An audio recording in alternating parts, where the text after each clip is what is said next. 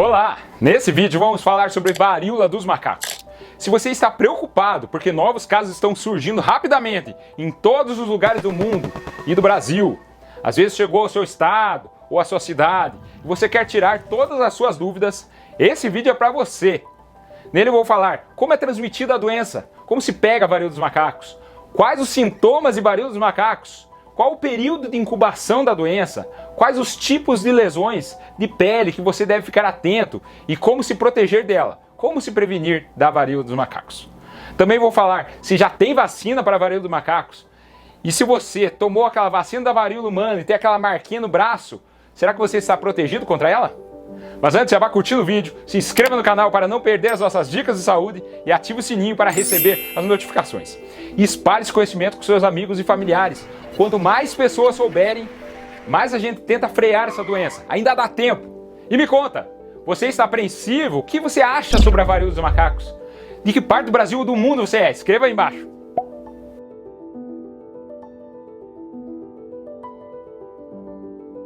Vamos lá! A varíola dos macacos é um vírus DNA, um poxvírus, que é da família do vírus da varíola humana. Mas é bem diferente porque a varíola humana foi erradicada e era muito mais grave e letal do que essa varíola dos macacos. A varíola dos macacos foi uma doença negligenciada por décadas, porque ela é restrita à África, principalmente com pessoas imunocomprometidas com HIV, e com um ou outro surto fora do continente africano, com poucos casos que conseguiam ser contidos rapidamente. Ou seja, a transmissão entre humanos não era suficiente para sustentar os surtos da doença. Mas isso mudou a partir do dia 7 de maio de 2022, quando foi confirmado o primeiro caso em um país não endêmico, o Reino Unido. Tinha sido um indivíduo que tinha voltado de uma viagem à Nigéria. No dia 2 de junho, menos de um mês depois do primeiro caso, 780 casos em 27 países tinham sido confirmados. Dia 7 de junho, houve o primeiro caso confirmado aqui no Brasil. Uma pessoa que veio de viagem da Europa. E dia 28 de julho, houve o primeiro óbito da doença em Minas Gerais. No dia 9 de agosto, a situação do Brasil era 2.415 casos confirmados, 48 prováveis e 3.000 suspeitos. No mundo, há cerca de 31 mil casos confirmados, 7 óbitos, sendo que 57% dos casos estão na Europa e 34% na América do Norte, sendo que os Estados Unidos é o campeão, seguido pela Espanha. O que chama a atenção é que em pouco tempo a doença cresceu rapidamente, ganhou proporções que está assustando os especialistas, tanto que há 2 dias o Ministério da Saúde declarou alerta máximo. E a gente se lembra muito bem o que aconteceu com o Covid. Não que a Monkeypox vá ganhar as proporções do Covid, porque não vai, principalmente pela forma de transmissão, como você vai ver daqui a pouco. Existe diferença da varíola dos macacos da Monkeypox clássica? Sim, existem muitas diferenças. O vírus deve ter tido uma mutação, porque a varíola dos macacos original era transmitida por contato com animais infectados, a maioria eram caçados, e alguns casos eram por via respiratória. Em outros casos, através das roupas e lesões contaminadas. As lesões eram mais extensas de pele, tinha febre, dor muscular, fraqueza, fadiga, aqueles sintomas de virose. E 2 dias depois apareciam os linfonodos, os gânglios, disseminados em 90% dos casos. E 2 dias depois, o rash, as maculopápulas, que se iniciavam na cabeça, ia descendo para tronco, braços, pernas e raramente pegava genital. A letalidade era de 1 a 10%, principalmente em pacientes HIV, crianças, imunodeprimidos, que poderiam evoluir com broncopneumonia e encefalite. Antes era um quadro mais feio, com mais lesões e um quadro mais grave. E como que é a epidemia atual? Quais são as diferenças? A transmissão é principalmente por via sexual. Os dados que eu vou colocar aqui são do New England e do Lancet, e vou deixar os links na descrição. O estudo do New England, que foi feito em 16 países, especialmente na Espanha, a maior parte dos casos é de homens que fazem sexo com homens, tanto homossexuais, 96%, ou bissexuais, 2%, heterossexuais, apenas 2%. Já no estudo do Lancet, feito no Reino Unido, 92% eram homens que fazem sexo com homens, 5% eram homens heterossexuais e 3% eram mulheres heterossexuais. Mas veja bem, não dá para errar novamente estigmatizando grupo de risco, como aconteceu na AIDS na década de 80. Além de não ser correto estigmatizar grupo de risco, o vírus original não se comporta assim. Não era via sexual que se pegava. Hoje é mais frequente via sexual, mas amanhã pode não ser. Hoje, 95% dos casos são via sexual, sendo que 1% por contato próximo, 1% por contato dentro de casa e 3% pegaram de uma forma que eles não sabem ou desconhecem como pegar. Quais os sintomas da epidemia de varíola dos macacos hoje?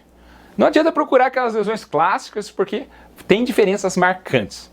Aqueles sintomas de virose, dor de cabeça, dor no corpo, exaustão aparecem bem menos. Menos de 50% dos casos, sendo que menos de 60% tem aqueles gânglios aumentados. E os dois sintomas principais são as lesões de pele, 95%, e febre, 62%.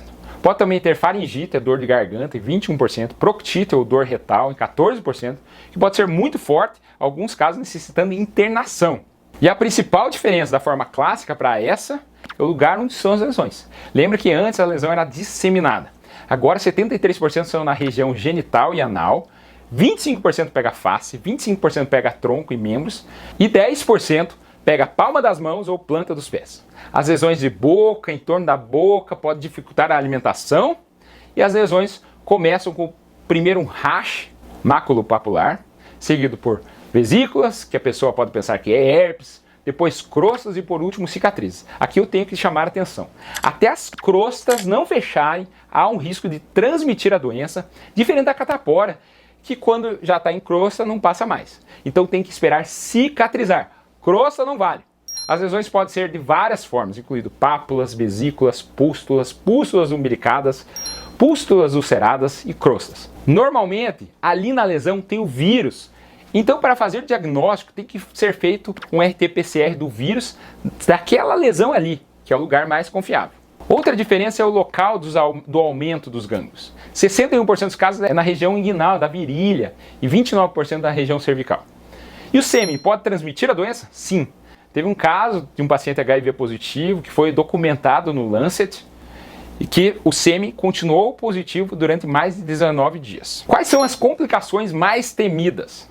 A principal complicação é a encefalite. O vírus pode viajar até o sistema nervoso central e causar encefalite, podendo levar a óbito. Mas as infecções secundárias também podem virar sepse, então temos que ficar atento. Pode acontecer pneumonite viral e pode causar uveíte ou conjuntivite, que pode lesar seu olho para sempre. E claro, as cicatrizes também podem ficar para sempre.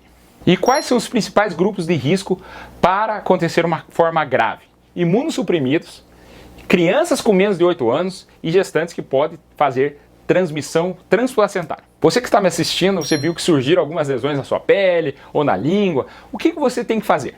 Se você for suspeito, você tem que se isolar. Tanto contato com a lesão, ninguém pode encostar, e também usar máscara para evitar a transmissão por gotículas. Qual que é o tempo de isolamento? O tempo é até o desaparecimento completo das lesões, que normalmente acontece em 14 a 28 dias. Em paciente imunossuprimido pode levar até mais.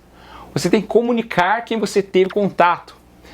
E para as lesões, você tem que mantê-las limpas, prevenir essa infecção e evitar coçar. E camisinha evita a monkeypox? Não, porque não é só através do sêmen que se transmite. A camisinha não previne a transmissão que pode vir através do contato íntimo.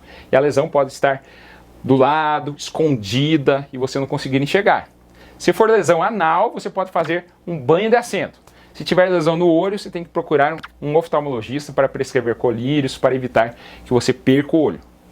Qual o período de incubação da varíola dos macacos?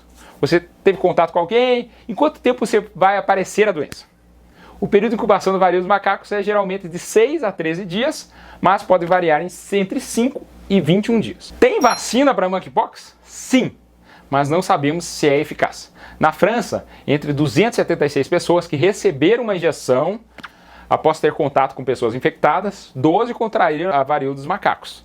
Se isso é muito ou pouco, qual a efetividade real, ainda não sabemos.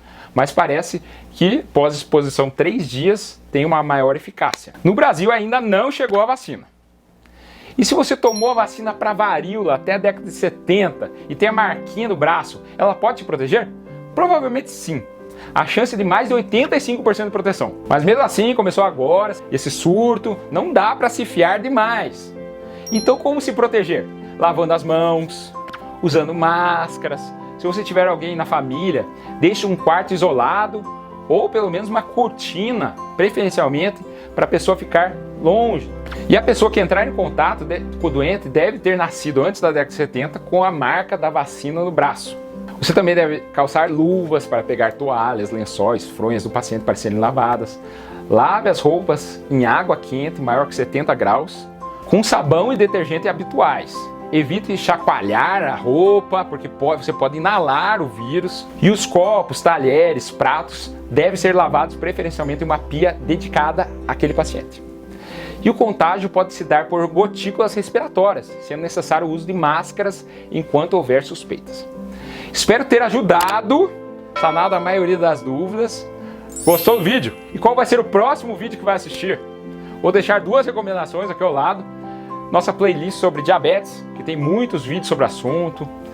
E nossa playlist sobre infarto. Meu nome é André Vamber, cardiologista, e esse é o cardiodf.com.br. Lembre-se de se inscrever e até o próximo vídeo. Muito obrigado.